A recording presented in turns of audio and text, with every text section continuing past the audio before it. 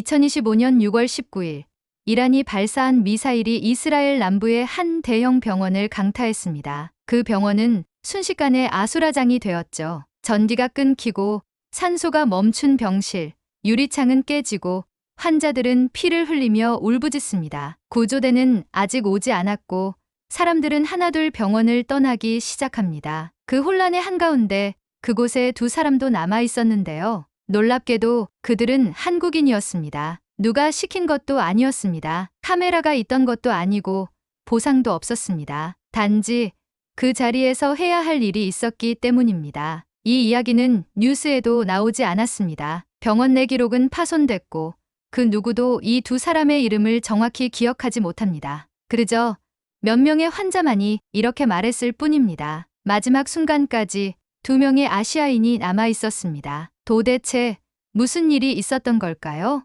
그리고 그들이 끝까지 지키려 했던 것은 무엇이었을까요? 지금부터 여러분이 결코 잊지 못할 단 하나의 이야기를 전해드립니다. 잠깐 1초밖에 걸리지 않는 구독과 좋아요 버튼 한 번만 눌러주시면 영상을 제작하는데 큰 힘이 됩니다. 안녕하세요. 저는 서울 강북에서 태어나 자란 외과의사 한재욱이라고 합니다. 어릴 적부터 조용하고 묵묵한 성격이었고 고등학교 시절 처음 수술실에서 일하는 의사들의 다큐멘터리를 보고 나도 저런 일을 하고 싶다는 막연한 동경을 품었죠. 그렇게 시간이 흘러 의대에 진학했고 군 복무를 마친 뒤 전문의 자격을 따기까지 꽤 긴 시간을 달려왔습니다. 그리고 지금은 외과 분야에서만 오랜 기간 경력을 쌓아온 중견 의사로 살아가고 있습니다. 어느덧 40을 넘기고 수술실과 병동을 오가며 사는 지극히 평범한 의사의 삶을 살고 있었지요. 그런 제가 이스라엘 남부의 도시 베르셰바 소로카 메디컬 센터로 향하게 된 건 지난해 봄이었습니다. 국제의료 교류 프로그램에 선발되어 1년간 현지 병원에서 근무할 기회를 얻게 되었죠. 사실 처음엔 망설였습니다. 의료 환경이 다르고 언어도 통하지 않는 나라에서 과연 제가 도움이 될 수 있을까 두려움이 앞섰습니다. 가족들도 말렸고요. 하지만 결국 저는 그 제안을 받아들였습니다. 의사로서의 경계를 넓혀보고 싶었고 새로운 경험이 제게 어떤 변화를 가져다 줄지 궁금했으니까요. 베르셰바 병원은 규모가 크고 다양한 국적의 의료진이 함께 일하는 곳이었습니다. 언어는 주로 영어를 썼고 히브리어나 아랍어도 자주 들렸죠. 환자들도 다양했습니다. 팔레스타인 어린이, 아프리카 난민, 그리고 전장에서 부상을 입은 군인들까지 매일이 전투 같았습니다. 수술실에선 피가 쏟아졌고 복도에선 비명이 흘렀습니다. 그러나 그 속에서도 웃음을 잃지 않는 동료들과 치료를 마치고 무사히 걸어나가는 환자들을 볼 때마다 그래, 이곳에 오길 잘했다는 생각이 들었습니다. 저와 함께 파견 온 또 한 명의 한국인은 간호사 유아린 씨였습니다. 29의 나이에 유학을 마치고 자원봉사와 실습을 병행하며 현장 경험을 쌓던 중이었죠. 처음 만났을 땐 참 조용하고 차분한 인상이었어요. 키도 작고 말수도 적고 하지만 일을 시작하면 누구보다도 정확하고 환자들에게는 다정다감했습니다. 특히 소아병동에서의 그녀는 눈빛 하나로 아이들을 안심시키곤 했죠. 저보다 14살이나 어리지만 그녀에게 배울 점이 많았습니다. 시간은 빠르게 흘렀고 어느덧 저희의 파견 근무도 끝나가고 있었습니다. 귀국 일정도 잡혔고 현지 의료진들과 작별 인사를 나누며 사진도 찍고 선물도 준비하고 있었죠. 이제 다시 한국으로 돌아가면 익숙한 병원에서 편히 일할 수 있겠구나라는 안도감이 들던 그때 그 일이 벌어졌습니다. 2025년 6월 19일. 그날은 평소와 다를 바 없는 하루로 시작됐습니다. 오전 6시 일찍 병원에 도착해 외래 진료 준비를 하고 있었죠. 그러다 갑자기 병원 바깥에서 땅이 울리는 듯한 굉음이 들려왔습니다. 처음엔 근처 공사장 소리려니 했습니다. 그러나 몇 초 뒤 건물이 흔들리며 엄청난 폭발음이 병원 전체를 삼켰습니다. 순식간에 불이 꺼지고 정전이 되었습니다. 환자들이 있는 병동의 창문이 산산이 깨졌고 연기와 먼지가 복도를 덮쳤습니다. 이란에서 발사된 탄도미사일이 저희 병원 응급센터를 정면으로 강타한 겁니다. 전력은 끊겼고 통신은 두절되었으며 환자들은 패닉에 빠졌습니다. 환풍기도 산소장치도 심지어 수액 펌프마저 멈췄습니다. 병원은 더 이상 병원이 아니었습니다. 그냥 무너진 콘크리트 덩어리 속 공포와 혼란만이 존재하는 생지옥이었죠. 하지만 그 와중에도 움직여야 했습니다. 병동 한편에서 흐느끼는 소리, 기계음이 멎은 심전도 모니터, 허리를 부여잡고 주저앉은 동료 간호사. 그 모든 것이 저를 강하게 잡아 끌었습니다. 지금 이 순간, 나 하나라도 더 움직이지 않으면 누군가 죽는다. 그 생각뿐이었어요. 그리고 어디선가 들려온 익숙한 목소리. 선생님, 여기에 숨을 못 쉬는 아이가 있어요.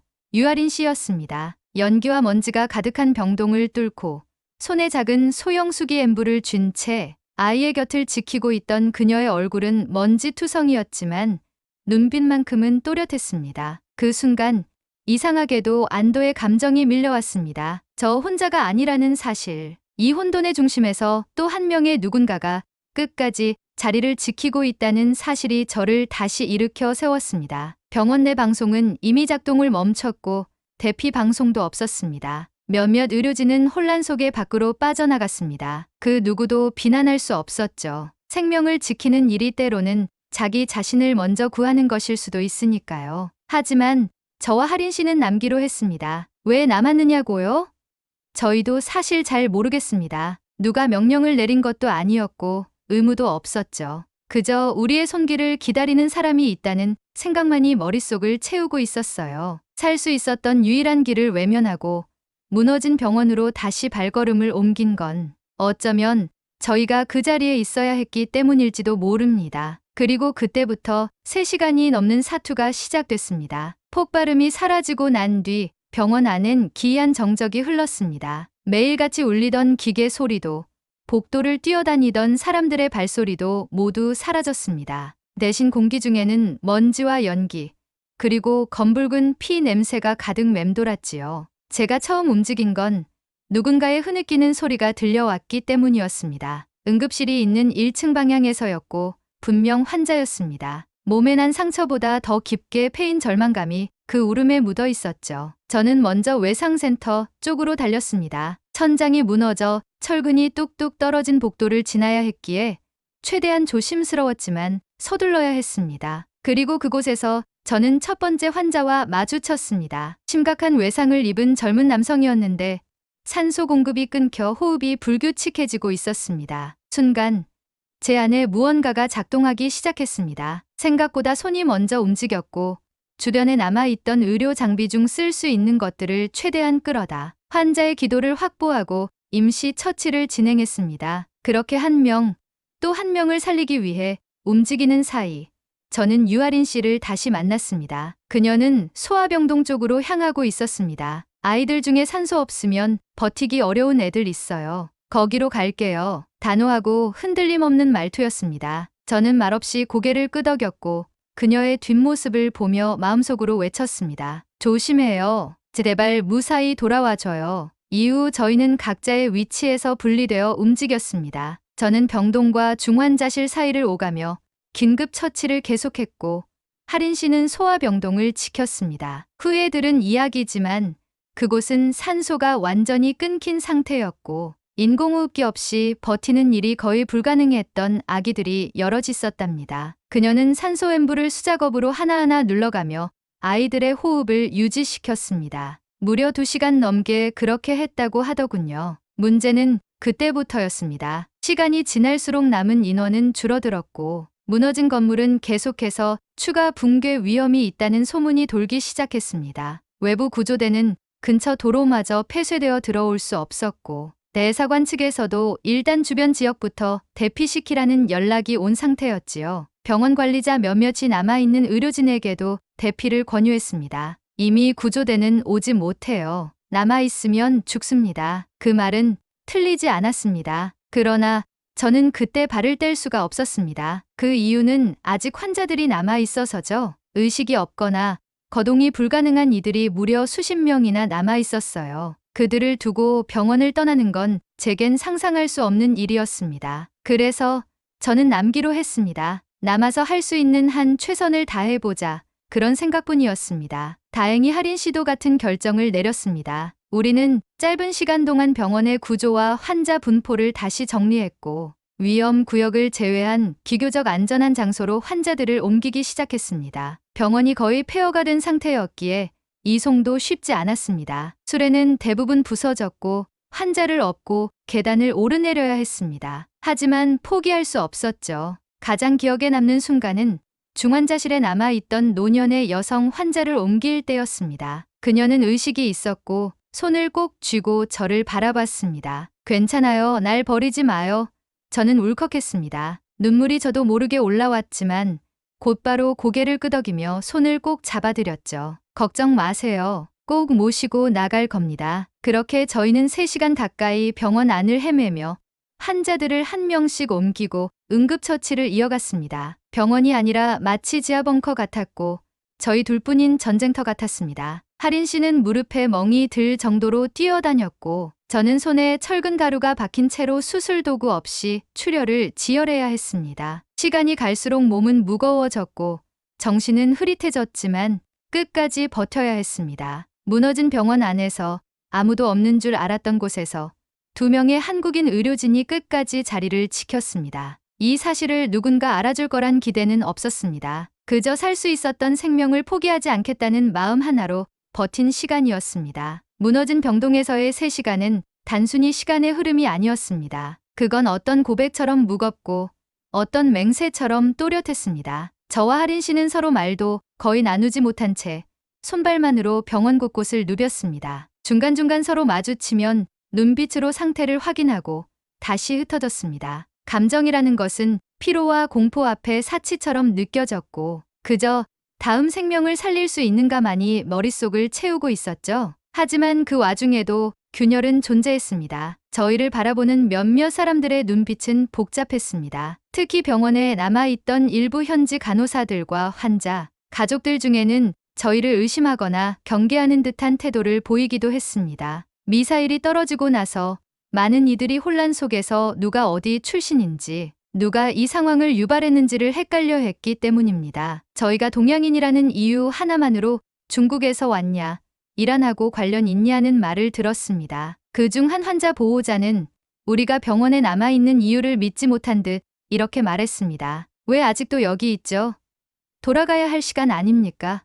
가족은 없습니까? 그 말은 칼날처럼 가슴을 찔렀습니다. 저희가 남은 이유는 설명으로 닿을 수 없는 것이었습니다. 그저 의사로서, 간호사로서, 아니 인간으로서 버티고 있는 건데 말이죠. 특히 하린 씨는 그런 시선을 더 크게 느낀 듯 했습니다. 아이들의 산소를 손으로 직접 조절하며 지키고 있던 그녀에게도 누군가는 그렇게 물었습니다. 당신은 여기서 일하러 온 거지 죽으러 온 건 아니잖아요?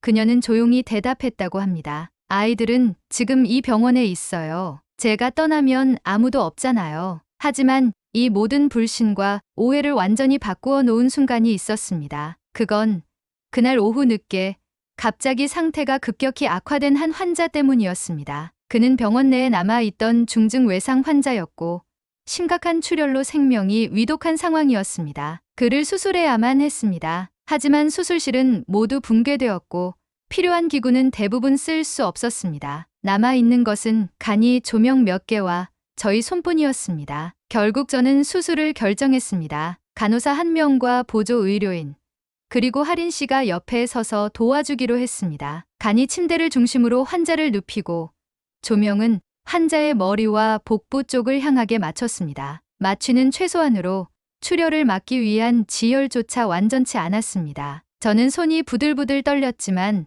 멈출 수는 없었습니다. 그 수술은 제가 지금껏 살아오며 경험한 어떤 수술보다도 절박했고 신중했고 그리고 간절했습니다. 하린 씨는 흐트러지지 않은 집중력으로 기구를 건넸고 제가 숨을 쉴 때마다 옆에서 짧게 호흡을 맞췄습니다. 수술 도중 환자가 의식을 잃고 심장이 멎을 뻔한 순간도 있었습니다. 그때 하린 씨가 눈물을 삼키며 말했습니다. 재욱 선생님, 이 사람 꼭 살려야 해요. 아이가 기다리고 있대요. 이름도 모르지만 꼭 살려줘야 해요. 그 말을 듣는 순간 제 손끝의 감각이 다시 돌아오는 것 같았습니다. 그리고 저는 마지막 지혈과 봉합을 끝냈습니다. 수술은 끝났고 환자는 살아났습니다. 이후 그는 겨우 말을 이었고 Thank you, the doctor, Korean 이라며 저를 바라봤습니다. 그 순간 곁에 있던 다른 의료진들이 조용히 박수를 치기 시작했습니다. 그날 이후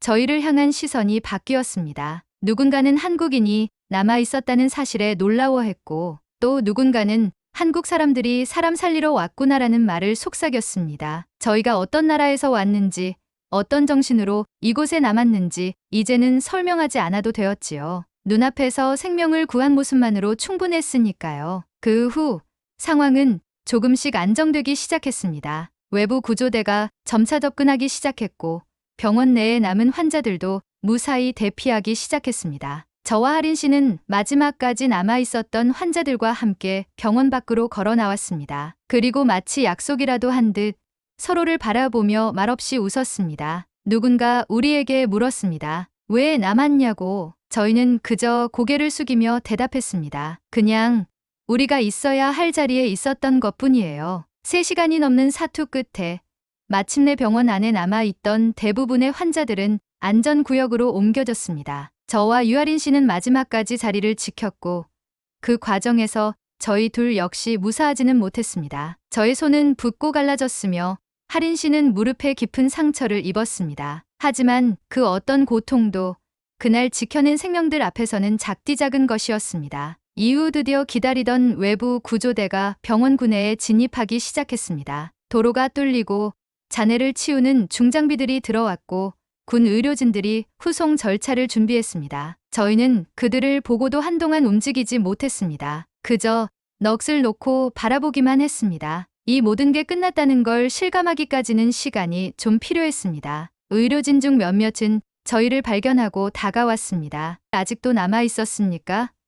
그 말에 대답을 하려 했지만 목이 마르고 말이 나오지 않았습니다. 하린 씨가 먼저 고개를 끄덕였고, 저는 겨우 한마디를 꺼냈습니다. 그냥 나갈 수 없었어요. 구조대원들은 저희가 남아 있었던 기록을 찾으려 했지만 병원 내 통신 장비와 CCTV 서버는 이미 파괴된 상태였습니다. 남은 기록은 없었습니다. 우리가 어떤 처치를 했는지, 누구를 살렸는지, 정확히 몇 명이었는지는 저희조차 세지 못했습니다. 머릿속엔 그저 이름도 얼굴도 기억나지 않는 수십 명의 환자들만 어렴풋이 남아 있었죠. 한 명의 중환자 가족이 저희에게 다가와 말했습니다. 살아있네요. 아버지가 살아있어요. 누가 지켜주셨나요?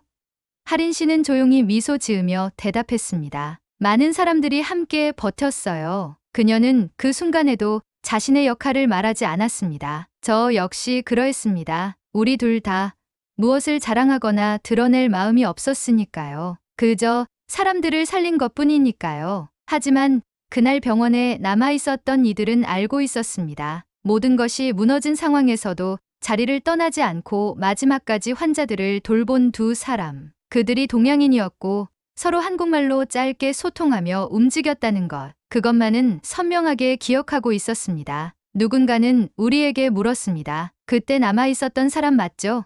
왜 위험하게 남아 있었죠?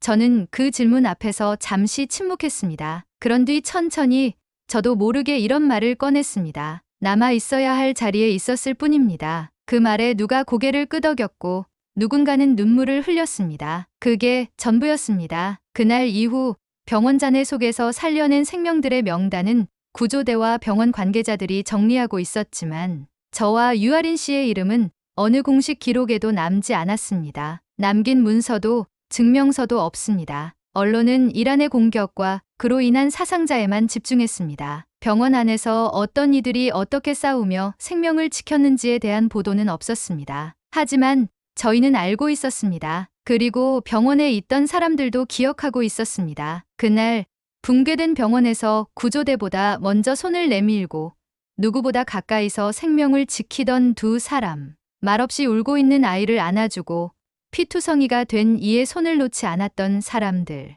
누구도 주목하지 않았지만 그들에겐 분명한 얼굴과 이름이 있었습니다. 한재욱, 유아린. 그날 병원을 나오는 길 우리는 서로를 바라봤습니다. 말없이 아주 깊이. 그리고 그 순간 깨달았습니다. 우리가 특별해서 그런 게 아니란 것을. 그냥 우리가 남아 있어야 했기 때문에 그 자리에 있었던 겁니다. 어떤 기록도, 어떤 뉴스도, 어떤 상훈도 그 순간을 대신할 수는 없겠지요. 하지만 분명히 말할 수 있습니다. 그날 무너진 병원 안에선 2명의 이름 없는 영웅이 있었습니다. 그리고 그들이 바로 대한민국에서 온 의료인들이었습니다. 이 이야기를 들은 당신은 만약 그 자리에 있었다면 과연 어떤 선택을 했을까요? 당신이라면 아무도 알아주지 않을 그 길을 묵묵히 걸을 수 있었을까요? 이처럼 아직 세상에 알려지지 않은 한국인의 이야기, 우리가 꼭 기억해야 할 순간들을 계속 전해드리겠습니다. 이야기가 마음에 닿으셨다면 구독과 좋아요, 그리고 알림 설정까지 부탁드립니다. 당신의 작은 클릭이 또 다른 기록되지 않은 영웅을 세상에 알리는 시작이 됩니다.